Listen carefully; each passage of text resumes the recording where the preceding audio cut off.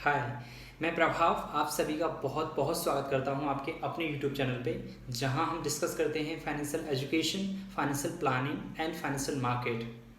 देखिए, आप stock market में इन्वेस्टमेंट करें या फिर आप म्यूचुअल फंड्स में, आप कुछ वर्ड्स ऐसे हैं वो आपको बहुत सुनने को मिलते हैं। वो वर्ड्स क्या हैं? Large cap, mid cap, small cap, blue chip funds.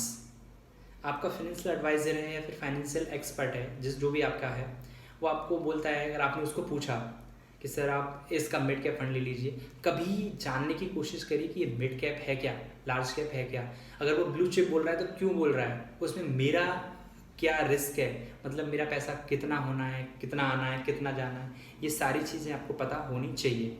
हम लोग बस यही समझने की कोशिश करेंगे आज कि ये large cap, mid cap, small cap, blue chip ये क्या होता है। बहुत सिंपल एंड सहज वे में समझाऊंगा, हर एक बंदे की समझ में आ जाएगा। नो मैटर किस बैकग्राउंड से आप आते हो, आपका अकेडमिक किस बैकग्राउंड से है, आप बहुत आराम से समझ जाओगे। देखिए, ये समझने के लिए सबसे पहला जो कॉन्सेप्ट है वो है मार्केट कैपिटलाइजेशन। अब ये मार्केट कैपिटलाइजेशन क्या है? लोग फाइनेंस में नहीं हैं, उनके लिए नया वर्ड है लेकिन मुश्किल नहीं है, बहुत सिंपल है। मार्केट कैपिटलाइजेशन ही किसी कंपनी का वैल्यू या फिर यूँ कहिए उसकी औकात बताता है। इसका एक सिंपल सा फॉर्मूला है कि अगर मार्केट कैपिटलाइजेशन या किसी कंपनी की मार्केट वैल्यू अगर आपको निकालनी है तो उसके लिए एक फॉर्मूला है कि market capitalization is equal current market price of a single share of that company into, multiply कर दीजिए outstanding share of that company. और आउटस्टैंडिंग शेयर्स मतलब उस कंपनी के कितने शेयर ट्रेड के लिए अवेलेबल हैं, चाहे डीआईआई के हों, एफआईआईस के हों, रिटेल इन्वेस्टर के हों। तो current market price of a share into outstanding shares of that company, तो आपको उस कंपनी का मार्केट कैप पता चल जाएगा। एग्जांपल के लिए कोई कंपनी ए है और उसका शेयर का प्राइस चल रहा है 10 रुपये और उसके आउटस्टैंडिंग शेयर हैं 1000, तो इसका मार्केट कैपिटलाइजेशन कितना होगा? आपका मैथमेटिक्स मेरे से बेटर है। 10 इंटू 1000 करेंगे तो अब हो गया 10,000। तो कंपनी ए का मार्केट कैपिटलाइजेशन 10,000 है। होप आपको मार्केट कैपिटलाइजेशन समझ में आ गया होगा। ये जो मैंने आपको बताया सिर्फ एक एग्जांपल बताया। कंपनी के जो मार्केट कैप रहते हैं 1000 करोड़, लैक्स इनमें रहते हैं, लेकिन ये सिर्फ एक एग्जांपल था, कैलकुलेशन के लिए इजी हो जाए उसके लिए। तो समझ में आ गया होगा आपको, मार्केट कैपिटलाइजेशन किसी कंपनी का निकालना है, किसी कंपनी की वैल्यू निकालनी है, तो उस कंपनी के current market price of a single share आप उसको मल्टीप्लाई कर देना उसके आउटस्टैंडिंग शेयर से, आपको उस कंपनी का एक्चुअल वैल्यू, एक्चुअल कैपिटलाइजेशन एम के पता चल जाएगा। ठीक है, तो उम्मीद करता हूँ कि मार्केट कैपिटलाइजेशन आपको क्लियर हो गया होगा। अभी हम बात करते हैं जो आपके काम की चीज़ है। ये अगर आपने सही से समझ लिया तो आपको फाइनेंशियल एडवाइज़र की ज़रूरत पड़ेगी कि नहीं पड़ेगी वो तो मुझे नहीं पता, लेकिन ये चीज़ आपको कंफर्म हो जाएगी। अगर आपको किसी ने बोला है कि आप मिड कैप फंड में पैसा लगाइए तो उसमें आपका कितना रिस्क है, ये बात आप आराम से समझ पाएंगे। एग्जाम्पल के लिए कि आपके एडवाइज़र ने बोला कि सर एक्सिस का मिड कैप फंड ले लीजिए, आप उन्होंने बोला, आपने खरीद लिया, ऑनलाइन, डायरेक्ट, इनडायरेक्ट, जैसे भी आपने खरीदा वैसे आपने खरीद लिया, लेकिन यहाँ आपको ये नहीं पता कि इसने मिड कैप बोला है तो उसमें मेरा पैसा रिस्क पे है, मेरा पैसा किस तरह की कंपनी में लगने वाला है, कुछ नहीं पता है आपको। लेकिन ये वीडियो अगर आपने सही से देख लिया तो आप खुद डिसाइड करेंगे या खुद आप समझ जाएंगे कि आपका पैसा कहाँ गया है और पैसे से प्यार किसको नहीं है। तो चलिए स्टार्ट करते हैं। देखिए, ये जो कैपिटलाइजेशन है, जो आप कैप की बात करते हैं, वो क्या होता है? सेबी ने 3 कैटेगरीज में जितनी भी लिस्टेड कंपनी उनको बांट रखा है, 3 कैटेगरी में। पहली जो सबसे जो इनिशियल कैटेगरी आती है वो आती है small cap. Small cap companies कौन सी होती हैं? तो एज पर सेबी कैटेगराइज, जो उन्होंने कैटेगराइज किया है एज पर सेबी नॉर्म्स, जिन कंपनी का मार्केट कैपिटलाइजेशन 5000 करोड़ रुपीज़ है। मार्केट कैपिटलाइजेशन क्या है वो मैंने आपको पहले ही बता दिया है, तो अब आप समझ रहे होंगे कि मैं किसकी बात कर रहा हूँ। जिन कंपनी का मार्केट कैपिटलाइजेशन 5000 करोड़ रुपीज़ है वो कंपनी स्मॉल कैप कंपनी हैं। आपके लिए क्या काम है इसमें? मतलब मैंने आपको बोला तो आपका क्या काम आना है? आपका काम ये आना है कि जो कंपनी स्मॉल कैप कंपनी है जिसका मार्केट कैपिटलाइजेशन 5000 करोड़ रुपीज़ है, उस कंपनी को बहुत ईजीली मैनिपुलेट किया जा सकता है स्टॉक मार्केट में। उसको ऑपरेटर्स बहुत ईजीली उसको मैनिपुलेट करते हैं और वो ऑपरेटर ड्रिवन शेयर्स होते हैं। तो जो आप सस्ते सस्ते शेयर्स देखते हो ना, उसमें बहुत लंबे चले जाओगे। मैं डरा नहीं रहा हूँ, मैं एक सच्चाई बता रहा हूँ। तो स्मॉल कैप कंपनी जो हैं उनके शेयर्स में वो लोग तो कतई पैसा नहीं इन्वेस्ट करना चाहिए उनको, जिनका रिस्क एपिटाइट ज़ीरो है, जिनको रिस्क नहीं लेना है, उनको स्मॉल कैप कंपनी में कभी पैसा नहीं लगाना चाहिए। अगर आप लगा रहे हो उसमें, अपने रिस्क पे लगा रहे हो, देखिए कितने सारे स्टार्टअप्स होते हैं, कितने सारे, और आप खुद देखिए कि कितने सारे स्टार्टअप में कितने स्टार्टअप्स आगे जाते हैं। 95% स्टार्टअप्स वहीं पे दफन हो जाते हैं।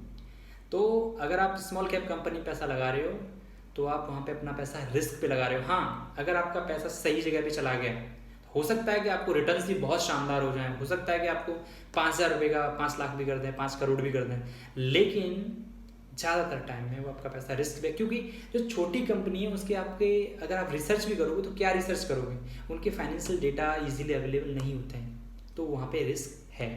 तो अगर आप कोई मिड कैप फंड में पैसा लगा रहे हो या मिड कैप शेयर्स में पैसा लगा रहे हो तो मेक श्योर कि आप अपना पैसा रिस्क पे लगा रहे हो। हाँ, रिस्क है तो रिटर्न्स भी बहुत अच्छे हैं, तो आपको रिटर्न्स भी अगर आए तो बहुत अच्छे आएंगे, लेकिन रिस्क है। दूसरा, एज पर सेबी, जिन कंपनी का मार्केट कैपिटलाइजेशन 5,000 करोड़ रुपीज़ से लेके 20,000 करोड़ रुपीज़ तक है, वो कंपनी मिड कैप कंपनी कहलाती है। इनमें रिस्क है, लेकिन as compare to small cap कम है, रिस्क है। ये कंपनी हो सकता है लार्ज कैप में भी चली जाए, ऊपर भी चली जाए, और हो सकता है नीचे भी आ जाए, लेकिन क्योंकि ये कंपनी स्मॉल कैप से मिड कैप में आई है तो कंपनी का ग्रोथ हुआ है तब वहाँ तक आई है, तो मतलब कंपनी में कुछ तो स्ट्रॉन्ग हुआ है। ऐसा नहीं रिस्क नहीं है, रिस्क है, लेकिन as compare to small cap कम रिस्क है। तो अगर आप मिड कैप में पैसा लगाना चाहते हो, इसका मतलब ये है कि आप रिस्क लेना भी चाहते हो और नहीं भी लेना चाहते हो, मतलब न्यूट्रल टाइप बंदे हो। इन्वेस्ट तो करना है लेकिन ज़्यादा रिस्क नहीं लेना है, तो आप मिड कैप फंड में या मिड कैप स्टॉक्स में पैसा आप लगा सकते हो। अब रह गया लास्ट, 20,000 करोड़ रुपीज़ से लेके ऊपर जितना भी जाए, लाख करोड़, 2 लाख करोड़, 10 लाख करोड़, वो सारी कंपनीज लार्ज कैप कंपनीज होती हैं। अब इन कंपनीज में अगर आप पैसा लगाते हो वो एक सेफ इन्वेस्टमेंट है, क्योंकि वो कंपनी अपने आप को स्थापित कर चुकी हैं, स्टेबल हो चुकी हैं।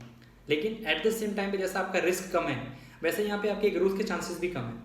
मतलब ये ऑलरेडी वहाँ तक पहुँच चुकी हैं, बहुत ऊपर तक पहुँच चुकी हैं, तो ये जो अगर आगे भी जाएंगे धीरे धीरे धीरे धीरे।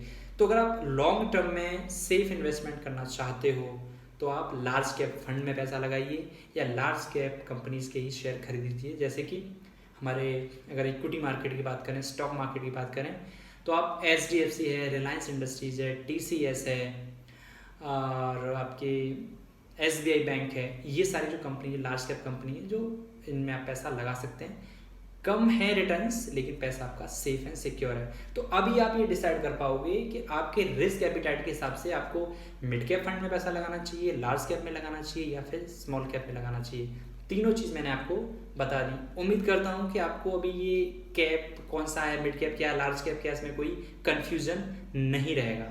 आपके रिस्क एपिटाइट के हिसाब से आप वो फंड सेलेक्ट कर सकते हो, और जो भी AMC है वो सारे आपको मिड कैप भी ऑफर करते हैं, लार्ज कैप भी ऑफर करते हैं। तो जहाँ पे आपने अपने रिस्क एपिटाइट के हिसाब से आप वो फंड आप सेलेक्ट कर सकते हो इजीली। आपका अगर फंड एडवाइजर भी करता है तो उसको आप बता दीजिए भाई कि मेरे को मिड कैप में करना है क्योंकि मेरा रिस्क एपिटाइट ऐसा है, या फिर मैं बिल्कुल रिस्क नहीं लेना चाहता हूँ, मेरा जो पैसा है वो लार्ज कैप फंड में आप लगा दीजिए।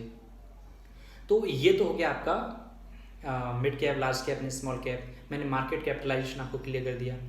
अब जो मैं बात करने वाला हूँ वो बात करेंगे हम लोग ब्लू चिप की। ये बहुत सुनाई देता है, मतलब कई बार ऐसा होता है कि अरे मुझे ब्लू चिप स्टॉक के बारे में बताइए ना, या मुझे ब्लू चिप फंड्स में पैसा लगाना है। वो क्या है? ब्लू चिप फंड कोई बहुत बड़ा या कोई नया चीज़ नहीं है। जैसा लार्ज कैप होता है वैसे ही ब्लू चिप है। इसमें भी फाइनेंशियल स्टेबिलिटी बहुत अच्छी होती है, लेस वॉलेटिलिटी होती है, और ये वो कंपनियां जो पिछले कई टाइम, बहुत सारे टाइम से एक मार्केट के अंदर है और अपने अपने सेगमेंट में ये मार्केट लीडर है।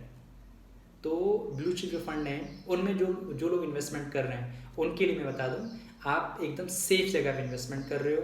आपको लॉन्ग टर्म में अच्छे रिटर्न्स भी मिल जाएंगे और पैसा भी आपका सेफ होगा। तो जैसे कि आप देखोगे TCS है, HDFC है, रिलायंस है, ये जो कंपनी है वो ब्लू चिप फंड में ही होती हैं। अगर आपने किसी अपने म्यूचुअल फंड्स एडवाइज़र को या फिर एडवाइज़र के थ्रू आपने ये बोला है कि मेरा पैसा ब्लू चिप फंड में लगा दीजिए, किसी एक्सिस में या फिर UTI में या फिर SBI में, तो वो एक्सिस जो पैसा आपका म्यूचुअल फंड्स का पैसा जो लग रहा है वो ब्लू चिप फंड में ही लग रहा है। और ब्लू चिप फंड का मतलब आपका 75% जो पैसा है वो लार्ज कैप कंपनीज में ही लगने वाला है। उम्मीद करता हूँ कि आपको ये जो वीडियो है आपके इन्वेस्टमेंट में बहुत हेल्प करेगा। और तो कुछ ऐसा कुछ बताने के लिए है नहीं इस टॉपिक में। अगर कुछ है आपको लगता है कि और कुछ बता सकते हैं तो वो भी आप कमेंट में मुझे बता सकते हैं। तो चलिए, तब तक अपना आप ख्याल रखिए, सेफ रहिए, सुरक्षित रहिए।